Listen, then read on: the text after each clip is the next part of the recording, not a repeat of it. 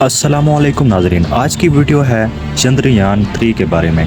चंद्रयान 3 जो कि इंडिया के एक मून प्रोजेक्ट है।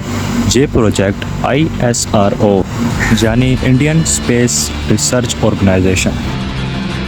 अब सवाल ये है कि ये चांद का प्रोजेक्ट पहुंच चुका है चांद पर या नहीं। क्या ISRO कंपनी इस प्रोजेक्ट में कामयाब हो गई है? क्या ये मून प्रोजेक्ट चांद तक पहुंच चुका है? अगर ये चांद तक नहीं पहुंचा तो इसको चांद तक पहुंचने में कितने दिन लगेंगे? ये तमाम सवाल जानने के लिए देखते रहिए बयानुल अर्ज़। ISRO Indian space research organisation का ये तीसरा बड़ा प्रोजेक्ट है जो कि इस साल यानी 2023 में लॉन्च हुआ। कुछ लोगों की गलतफहमी ये है कि ये डायरेक्ट चांद पर पहुंचेगा, बल्कि ऐसा नहीं है। इसके चंद मराहिल हैं तब जाकर ये चांद पर पहुंच जाता है। शायद आपको मालूम होगा, जब एयरक्राफ्ट को स्पेस में भेजते हैं तो उसके कुछ पुर्जे उतार दिए जाते हैं ताकि इसकी स्पीड में कमी ना हो। जब एयरक्राफ्ट स्पेस तक चला जाता है तो बड़ी एहतियात से काम लिया जाता है, जिसको डायरेक्टर अपने कमांड के ज़रिए आहिस्ता आहिस्ता वो पार्ट उतरवाता है ताकि प्रोजेक्ट कामयाब हो सके। अब ये आखिरी मरला है क्योंकि आखिरी पार्ट है। इस मरहले में बहुत होशमंदी से काम लिया जाता है।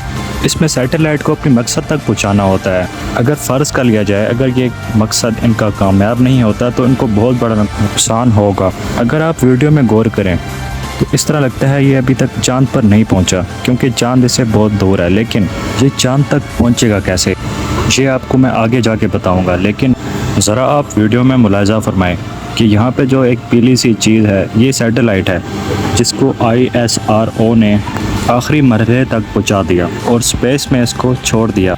छोड़ा तो इन्होंने स्पेस में है ना कि चांद पे। तो ये मिशन कैसे कामयाब हो गया? दरअसल बात यह है कि जब एयरक्राफ्ट को ज़मीन से लॉन्च किया जाता है तो एयरक्राफ्ट के साथ उसके साथ एक छोटा सा सैटेलाइट है जिसको उस एयरक्राफ्ट के साथ फिट किया जाता है और उसको फिर स्पेस में छोड़ दिया जाता है। क्या यह मिशन कामयाब हुआ है? जी हाँ नाजरीन, ये मिशन कामयाब हो गया है, लेकिन उस तरह से कामयाब नहीं हुआ जिस तरह की होना चाहिए था, क्योंकि इंडिया के पास इतना बजट नहीं था।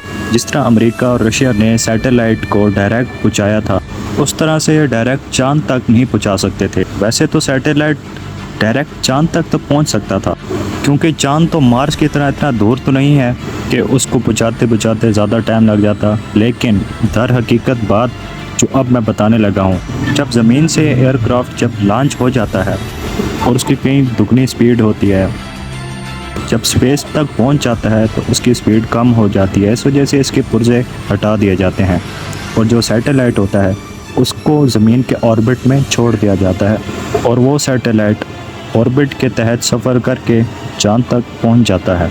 ज़मीन से ऑर्बिट करते हुए इसको 29 दिन लगते हैं और चांद की तरफ ऑर्बिट करते हुए इसको 40 से 42 दिन लग जाते हैं। अब जब ये सैटेलाइट चांद तक पहुंच जाएगा तो उसको तकरीबन 40 से 42 दिन लगेंगे चांद तक पहुंचने के लिए। और आखिरकार जब ये चांद तक पहुंच जाएगा तो ISRO कंपनी चांद पर मौजूद उसकी सतह और उसकी मिट्टी पर ख़ास तौर पर केमिकल रिएक्शन करेगी, उससे बहुत सी मालूमात इकट्ठा करेगी। आज के लिए बस इतना ही। अगर आपको वीडियो पसंद आई है तो वीडियो को लाइक करें, और अगर मुझसे कोई गलती हुई है वीडियो में तो कमेंट कीजिए और ज़्यादा से ज़्यादा शेयर कीजिएगा, और साथ में इस अपने चैनल को सब्सक्राइब भी कीजिएगा।